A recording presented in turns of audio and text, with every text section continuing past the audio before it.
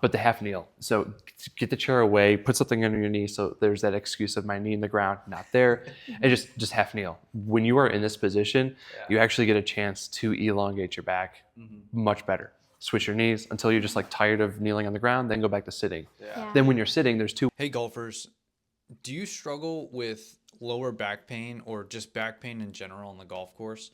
This is something I kind of dealt with when I was in college a little bit, and I really couldn't figure out the answers to it. Well, today I filmed a video with Chardon Performance Therapy, and I work with them to understand the causes of this lower back pain in my students that come in for lessons and why I even had back pain.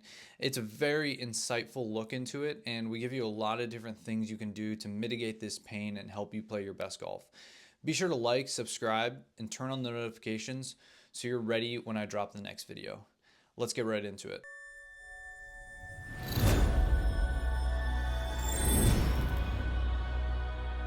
Welcome. My name is Dave Nelson. I'm Megan Zambori.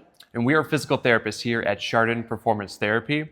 We actually went through the TPI medical route, so we just have a golf performance background, and we're able to combine our physical therapy experts when we're working with golfers. There's effectively two types of golfers we work with. One, the golfer that has pain or aches or flexibility issues, and our job is to, one, correct your body, fix it, and to get you back up and running for the golf game. Our other type of client is our golf fitness clients. They may have some mobility or strength deficits. The biggest thing we're working on is golf fitness strengthening. And the way that we love to work with clients is by having them engage with instructors, because we're actually able to collaborate with instructors to figure out what are the techniques that you're working on. And our job is to make sure that your body is in a position to execute on those techniques. So if there is something going on with your body, or if your instructor is telling you you need to go work on this, that would be us. We'll take care of you. Give us a call. So kind of this will more than likely be part 2 or the second video, right, that we post. Yep. So something I see all the time when players come in is like, I try to do like somewhat of a screening in a way, right? Like a player screening, right? So when they start hitting balls, I'm like, just get warmed up, start getting loose. And I usually say, hey, do you have any pain in any way? Because we have to approach it a little differently. Like I'll be like, do you have any knee pain? And sometimes watching them hit, and I'm sure you guys see people movement, like sometimes watching them hit, I can be like, oh, there's something with the lead hip, there's something with the trail knee, something maybe with the back, how they like finish and hold it, right? Biggest one is back, right? Every golfer, I feel like in the world, says at some point in their career they have back pain, right? So kind of moving into that, for myself, I kind of have relied on asking you guys questions for the past, maybe like a year now I've known you, or close to it, right? So kind of relying on you guys, because before it was almost like, unfortunately, it was almost like, well, I know how to maybe alleviate the back pain a little bit within the swing, but not like to the degree like you guys or how I could. So like a great thing would be like, one, like why are players basically seeing back pain, right? Like what positions could some of them be getting in? Maybe some examples, and then how do like we go about like kind of correcting that? So does that kind of make sense? For sure. And like it is the number one thing that we see when it comes to golfers. Yeah. We definitely take care of like shoulders, elbows, shoulders, and those come in like waves, but back pain consistently is what folks have going on. Yeah. Even on tour, there's like close to 30% of active tour players that play with back pain. Because they are asking their body to swing. It's not just those 2 days or 4 days. Like they're playing on Monday, they're hitting on Tuesday. So they are just asking their body to do so much all the time. So repetitive movements, friction that's being involved in the lower back, that all adds up. But when it comes to back pain, it's not a one size fits all. We have to really understand, why is the back pain occurring? Is it because of your swing characteristics, or is it because of just how you're actually moving your body? And so it's our job to figure out what is going on. Yeah. So we need to take them through an assessment, a physical therapy assessment. Let's just, how does it look bending forward? How does it look bending backwards? We try to understand patterns of when is it painful? Is it painful when you're sitting? Is it painful when you're going from sitting to standing, which is probably the most common? Or is it painful if you're trying to walk? And so that allows us to figure out like, all right, what do we need to take a further look at? Gotcha. This will require like a hands-on assessment too. And then we do want to see, all right, let's look at your swing, and also like what are you working on with your instructor that most of the time there's a swing characteristic they're trying to improve that has been leading to their back pain. So we'll educate them on like why it's occurring, things of that nature. So I'm rambling on, No, but that's good.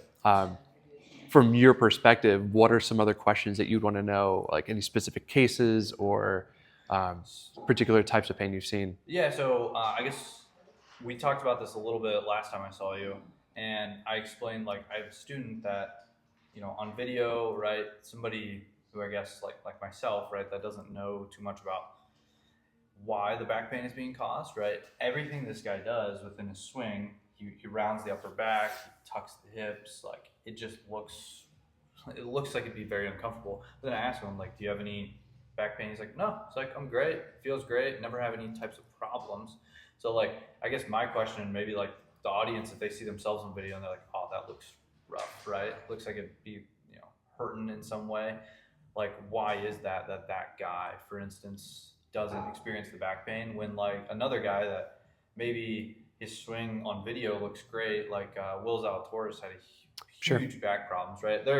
That's going into a little different rabbit hole there, but like a guy like him on paper, most people would be like, that's a great swing. Like, how does that guy have any type of pain, right? Yep. So why does this amateur that looks like he's like, yeah. So this would be fun to get nerdy on that. So the posture plays a role in it, but it's not just your setup posture. It's what you're doing through your posture. Mm-hmm. So when we are set up in posture, we should have some type of curve or flatness in our lumbar spine. Yeah. And when we're going through our takeaway, we will like maintain that curve. But as soon as we start the downswing, that is typically the position where we either are going to compromise or we're going to save our lower back. Mm-hmm. Our lower back is built to bend backwards and bend forwards. There are these things called transverse processes, and then we have the facet joints that actually articulate with top segment and bottom segment.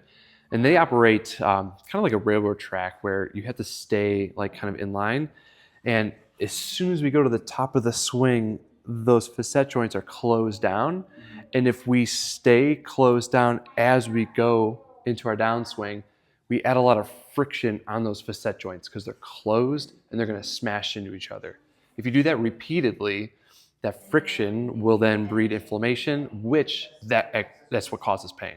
Gotcha. If you have pain that goes down the leg, it's because there's friction in the right spot that's impinging on a nerve that will send signals down. Yeah. So typically when we're working through the downswing, we'll actually do this motion called pelvic tilting. And so we'll tilt our pelvis up this way and then go through our swing. So if you watch slow motion of a lot of golfers that know what they're doing really well, they'll actually tip their pelvis this way and work their way through the swing. Yeah. If they stay in this extended position and their pelvis stays open, so a really athletic looking swing, those are typically the folks that get in trouble. They stay in this like butt stuck out, really athletic through the motion. Yeah. That's just smashing those facet joints, whereas tucking it opens them. And now the very tiny amount of rotation that happens in the lumbar spine is okay.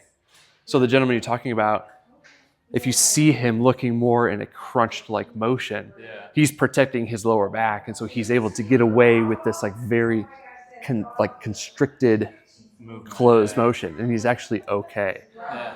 Where that could get a little bit dangerous is if he had a severe amount of side bend as he went through, because he's taken that concept of extending and hammered it down on just one side with that side bend. So that gets really anatomically like nerdy in a sense. Yeah, no, but that's typically like where lower back comes from. It is friction like in the wrong areas of the back. So, yeah. Have you ever, this just made me think, so like a big thing in golf is like early extension, right? Right. So people moving up this way towards the ball. Early extension, I have some different views on that, as do Joe, as whether it's good or bad within the golf swing. But something we see in like videos, maybe on like Instagram, is like people getting up here and they're really trying to like push this back real hard, right? Push their hips back. And so if they don't have that, what'd you call it, where the pelvis like almost tucks? Yep. Yeah. So like if they don't have that and they're really trying to push back, they'd actually be causing pain potentially there, correct? Is that right? So it's most likely Maybe. yes, but like what's interesting is we have a couple ways to drive protecting our back. It could be from below or from above. Okay. So I could either bend forward like this, or I could do what's called a hip hinge and actually stick my butt out Yeah. where I'm actually protecting. But if sticking the butt out is coming from extending our back in this nature, Yeah. that's compromising. Okay.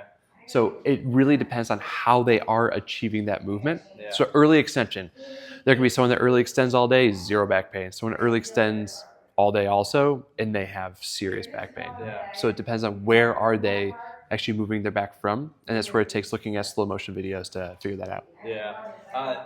Just on the early extension part, there's like this. It's not necessarily a misconception, but in golf, everyone has basically said in golf instruction, early extension is terrible. It's terrible, right? You got to get away from it. The thing is, a lot of times, from a force reduction standpoint, when we get players to stop early extending, right, they actually lose a lot of speed. It's because within their early extension, they're actually pushing up into the right, essentially, if they're right-handed, up into the right. So they're actually forcing themselves this way. But then if we get them to feel from the top, like they kind of sit back and push back, keep the butt back, chest comes down, we see that they lose all force production and their speeds go way down, right? Yep. So the thing Joe and I have talked about a lot is like, we don't really care to a point if players early extend, right? Because I think when we start getting people to push this way, right, we're going to lose a lot of speed and force production. And the main thing that people come into a lesson for is like, oh, I've lost so much speed over the past 10 years, or I need to add more speed. And then they see on video, it's like, oh, they're just really extending all day. And they're like, that's the problem, that's the problem. But then we get them to actually push back, and it's not the problem, right? Does that kind of make sense? Have you kind of seen that in a way? Yeah, so I love that. With the early extension, it is like a part of the overall swing. If you cannot say the early extension is causing this and this and that, it's just a part of the puzzle. Yeah. So I like your approach to where it's not like, oh my God, early extension, we need to fix this or else. Yeah. I think it's more layered, and you guys are awesome taking a more outward, out of the box approach on taking care of that. Now, if early extension was the thing from a technique standpoint that's keeping them from actually reaching the ball, then that would make sense. But you guys are talking about getting them to go a little bit more back, and that's from a technique standpoint, no problem. Yeah. I kind of lost my train of thought on the exact question with that. No, you're good. But I probably was just rambling. I don't know exactly what it was. But I think it comes down to like early extension as a diagnosis. It's just like a part of the puzzle. Yeah. It may not be a huge part. Well, like to add on to that, like people like, oh, I early extend. Well, at some point in the swing, we have to extend and push, right? And Okay. push up, right? It just depends on when players are pushing and extending up, right? We can't like stay like down like this forever, right? We're gonna have to push up and extend. And I think that's just a misconception that people have because they see all these videos online and people are like, oh, I'll fix your early extension in 10 seconds, right? But they should also have like a little footnote that says, I'll take 10 miles an hour off your swing speed, right? That's just my take, hot take, I guess, right? For sure. Well, if we think about our lesson that you had with me a couple weeks ago, it was actually encouraging to extend Yeah, earlier yeah, push up as because I was staying lower too long. And that would actually lead to better force production. Yeah, So by definition, if we're looking at early extension, actually, if you looked at a side view, I actually was getting off that line. But with how it's impacting my game is very different than just like a view is showing. yeah. So like, camera can be a little deceiving in that aspect. So I guess on this back pain part, I totally agree with you. Like you have to do like a personal analysis, right? I get questions on the YouTube comments all the time. Some guy just asked me about something as far as like pulling the hands through and the handle through, and I'm like, that's hard for me to see without seeing your swing. So I think when people watch these videos, they definitely need to, if they're really curious, they at least need to reach out and they need to get some type of assessment, right? Yep. Like in some way. But I guess that being said, is there anything we could like kind of give the audience if there's someone with like maybe not severe back pain, maybe like discomfort in some way? Like, is there a movement we could get them to do? Maybe it's like what we did in the warm-up routine as well. Is there something we can do in that sense, you think, to kind of give the people? What do you guys think about that? I know that's kind of an open-ended, but what do you think? I would say the biggest thing if you're having back pain is don't just shut down. You actually want to stay moving no matter Okay. what type of back pain you have. It's hard to be specific because some people will be better with forward bending. Most people will be better with backward bending. But if you're just going to sit and put a heating pack and not move and take medicine, you have a way lower chance of getting better than if you just keep moving, just going on walks, things like that. That's actually proven to help low back pain is just walks. Oh, okay. That's good. And like we talked about in the last video, the people that we see walk in, we can tell they're like in an office chair, right? So like, what if they're at the office for 8 hours a day, right? Like, what are things they could do like in the office? Maybe they have a tea time later. What are things they could do in the office to like prime their body? It might have been what we were talking about earlier, but like if people didn't see that video, like what are some things they could literally just stand up in their office cubicle or whatever? Well, that's and do? the one thing is to just stand up. Just stand How up. long are you sitting during your day working on the computer? Okay, yeah. So just- standing up every hour, every Oh, okay. 45 minutes, just stand up, take a lap around the office, sit back down. You're going to be a lot happier than if you had just worked throughout the day Yeah. sitting. Take a call while you're walking or something like that. Okay, so just like essentially just movement, right? We don't want to like be very stagnant and hold that. That makes sense. As PTs, we're objection masters. So throw an excuse at me, I'll tell you how to fix it, right? Like, so the person who's like, yeah, but I can't stand my desk, my computer situation can't elevate. Yeah.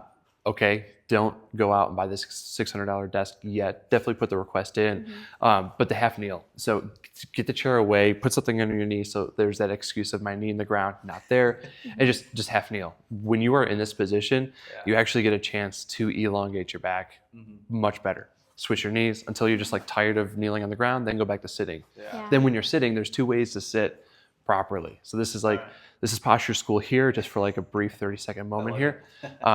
You should sit in two ways. You should sit actively in good posture and then passively in good posture. So actively would be like at the edge of your seat, just sitting what you think is like prime, tall, just proper, yes, proper and just like tall. And then when you're like done actively sitting, because it's a marathon for your muscles to be in that position for a long time, go ahead and scoot yourself back into the seat, but put a roll like underneath in the small of your back here. That'll help you passively just be in a better position for your spine. And that's like doing a lot more than probably what you have been doing. Yeah. So at the end of a golf round, like the last thing you should do is go on the couch, kick up your feet, and just like chill out. You ask your body to do a Joe. lot. Joe. Yeah, you ask your body to do a lot. So at the very least, like Megan suggested, get up, walk around. Okay, too tired to walk? Fine. Just lay on the ground. Just lay on your stomach. Yeah. Play around your phone. See like who's on the leaderboard for the Masters. Get some updates, whatever. Just lay on the ground on your stomach. Just chill out. Yeah, like what in college, like what I try to do, even in junior golf, like I actually didn't like going and like just doing nothing basically right after I played. When we were on trips or whatnot, probably wasn't the best. We probably got exhausted from doing it, but like most of the hotels or even at my house, I was lucky I had a pool and stuff. When I got done with a round, especially in the heat of July, right? I'd literally go home and get in the pool and just kind of like do some laps and swim and like stay active in that sense. Now, I don't know how much that exhausted me elsewhere, but at least I was moving. I didn't go. That sounds great. I didn't go turn on the Xbox and start playing. Yeah, that's awesome. That sounds great. Right? Yep. So just like anything to stay active, I think that's huge. We talked about how you're putting your hands on the small of your back and moving that. Is that something people could just do in the office too? Just to like, For sure. they stand up and just move that way? Yep. So the problem is like when the back in the chair, like that. Yep. Yeah. They It's push called back. going into flexion. So flexion on its own is not bad, but when it's under gravity and it's for a long period of time, that's what equals bad. And like compressing on, yeah. Yes, Okay, so gotcha. that's what hurts. And for the person that like is listening to you talk about like going in the pool, if they're like, well, I go in the hot tub, okay, because it feels good, it's awesome. I know you're relaxing. You're in the seated position and you're totally lounge. Yeah. There is a chance for the buoyancy to help like elongate your body.